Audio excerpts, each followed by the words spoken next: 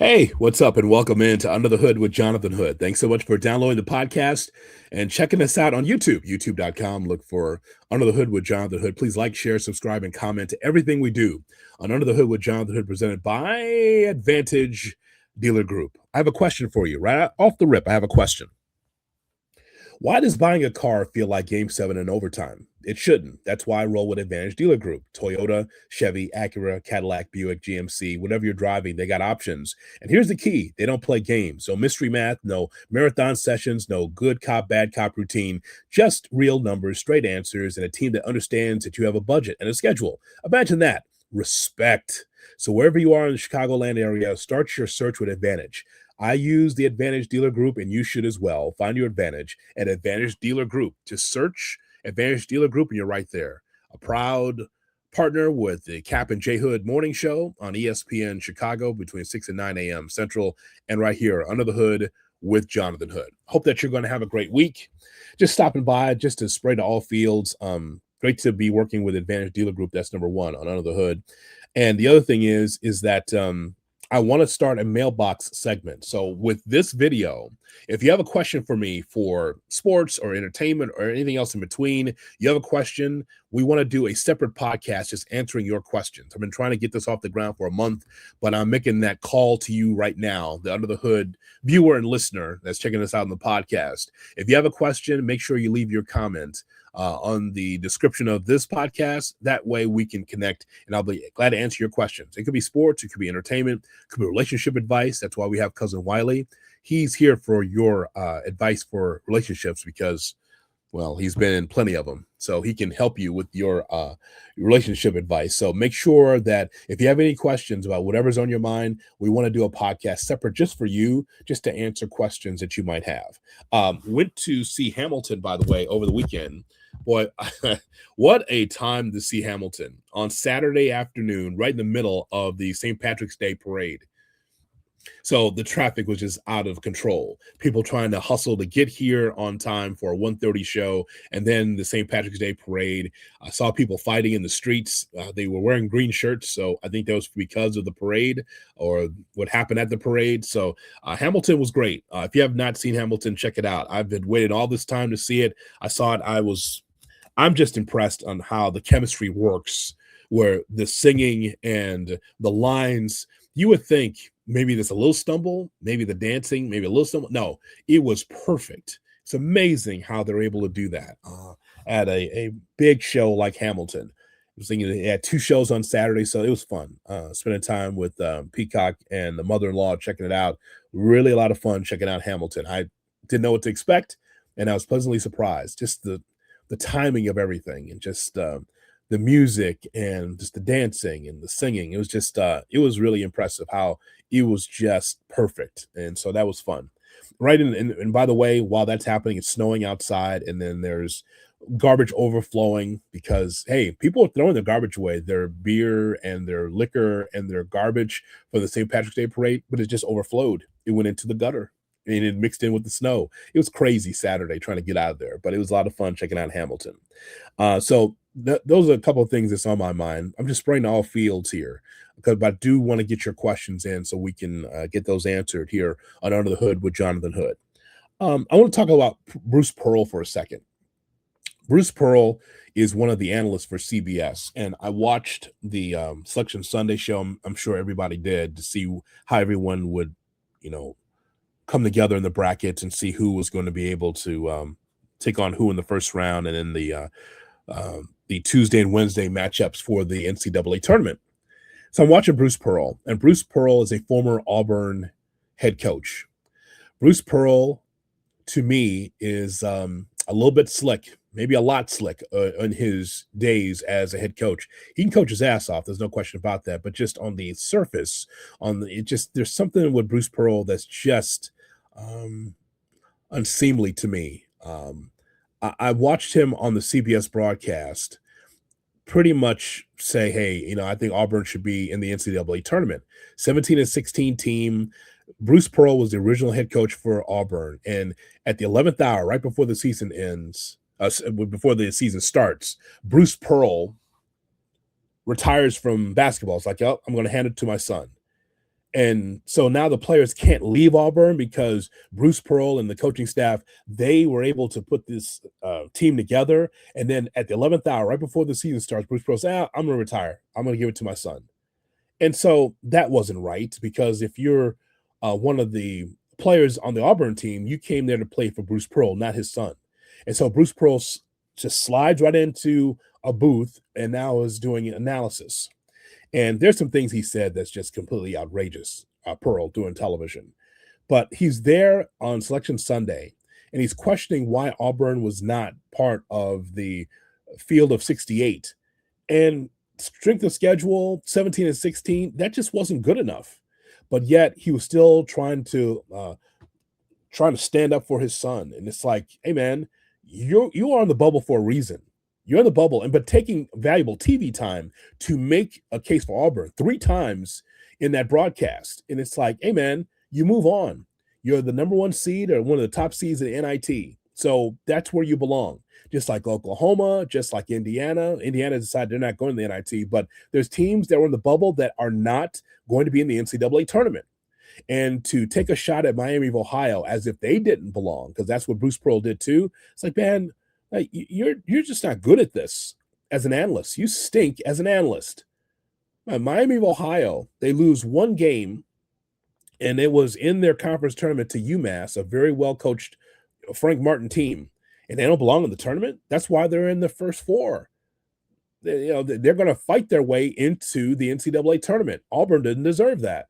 But that's not Bruce Pearl's right to be able to speak on behalf of Auburn, even though Auburn's still paying him, by the way, for him to be able to speak up for a team that was underwhelming and underwater. So I just that coverage was so good when Greg Gumbel was alive. And this is no shot at Adam Zucker. I think he does a fine job as the driver of that, of the shows for college football and college basketball. Just the point is that I miss Chicago's own Greg Gumbel, because you just had that feeling of like that gravitas.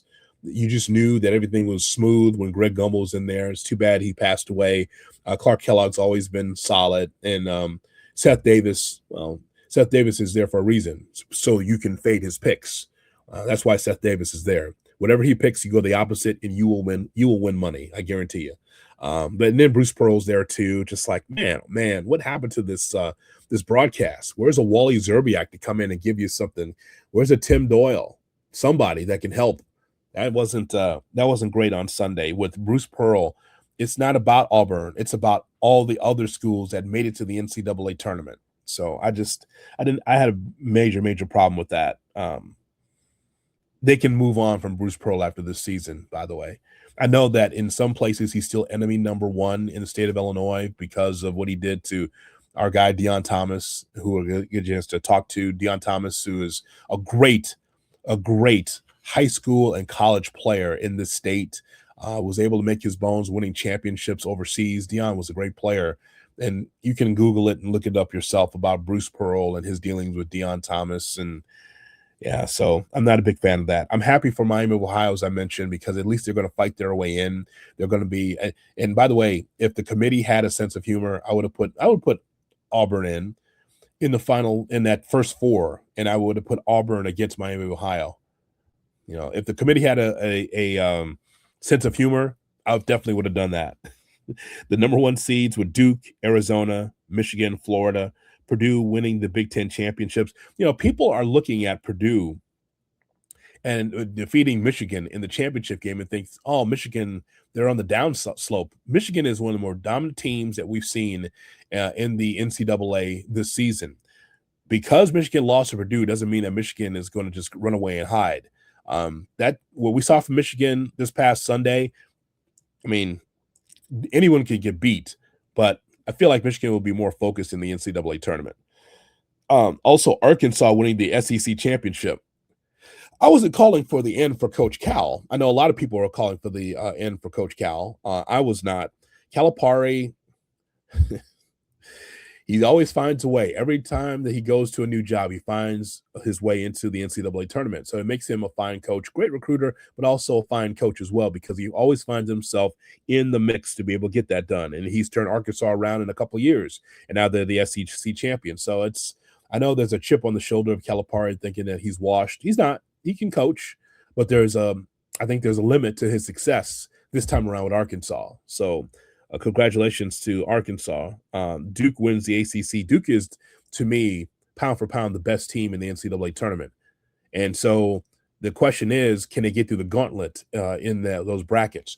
So we're going to talk to Tyler Aki from ESPN Chicago this week, and because he hosts a show um, reviewing college basketball and college athletics with Chicago's College Tailgate on ESPN Chicago. So we'll get a chance to get his thoughts, and we'll get several guests on this week to get you ready for the NCAA tournament. I guarantee we'll take care of that for you. But just on first blush, I just looked at those overall number one seeds: Duke, Arizona, Michigan, Florida, and I still think you always look at the favorites, even in this era of the portal where there's so much movement and there's going to be a lot of, I think, upsets here or there, especially in the first and second rounds, because the portal makes the difference. No matter how blue your blood is, as far as some of these college teams, man, there's going to be some teams here that we're going to learn about that through the portal they got stronger and they have a way of playing, and that's why I think there's going to be some upsets here or there in the first and second round. But we'll review it as we get closer and closer to the NCAA tournament.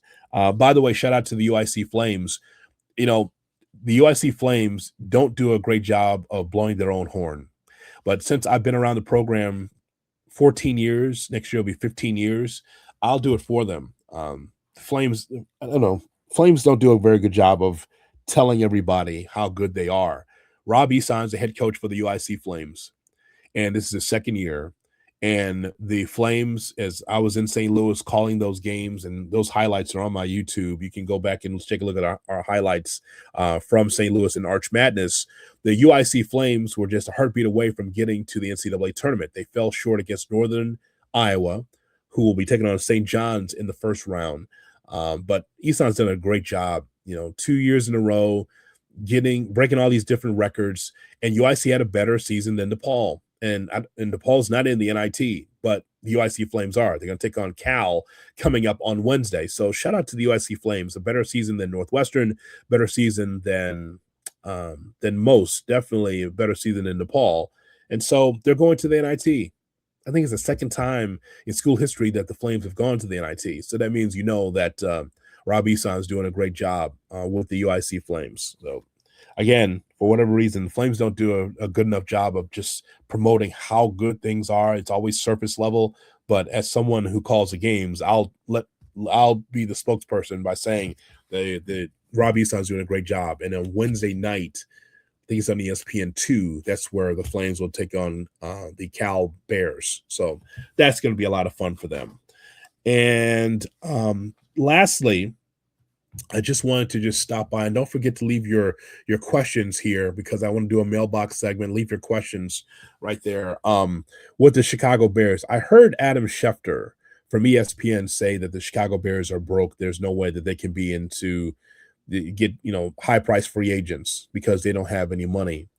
And I don't know where Adam Schefter got that from, but whoever said that to Adam Schefter, what I would say is be careful with your words. I don't know if you saw that story from over the weekend where Adam Schefter, and it went viral, it went everywhere, where Schefter reported that Chicago Bears are broke. They can't be able to get high-priced free agents because of all the money they spent here in the offseason. And there was a question mark on whether or not he's talking about, are the Bears broke from a cash standpoint or from a salary cap standpoint? He never really explained what that meant, that the Bears are broke. One thing for sure, the Bears are not broke. And it set off a firestorm because there's a lot of Bears fans that are very sensitive to that. I can understand why the Bears fan is sensitive to the saying that, Adam Schefter reports that the Bears are broke. Well, then sell the team. If the McCaskies don't have the money, then they need to spend it. Well, the Bears have plenty of money, and the Bears have spent money for decades. A lot of times on the wrong coach, a lot of times on the wrong players. But the idea that the Bears don't spend money is bullshit. They spend money, but it's got to be on the right people. They try to install a defensive line that they thought that could be able to make plays, and that was not the case. They spent a lot of money for Dio Adingbo. They spent a lot of money for Montez Sweat. They put a lot of money into a number of players that have not given you a return on investment on a regular basis. And so when I heard Schefter say that, that's not true that the Bears don't have money. They got money to spend. They have to spend it the right way, though. But I would just say to the person at House Hall that told Adam Schefter that um, that the Bears are broke and that they can't make any moves. Um, when you have a reporter that will send you a text or call you, and that's the quote, the reporter's going to run with that quote. So I think that I would be very wary of just being flippant, saying, "Oh, we're broke. We don't have the money. We can't do that," because Adam Schefter ran right to the television on NFL Live. Said, "Oh, the Bears are broke." I'm sure that was a direct quote, but when you are flippant, you better make sure that you know what you're saying. What you should say is that, well, we're trying to evaluate at this time what we could do to put together a package, or we're trying to figure out financially if we can get such and such a player, and we'll go from there.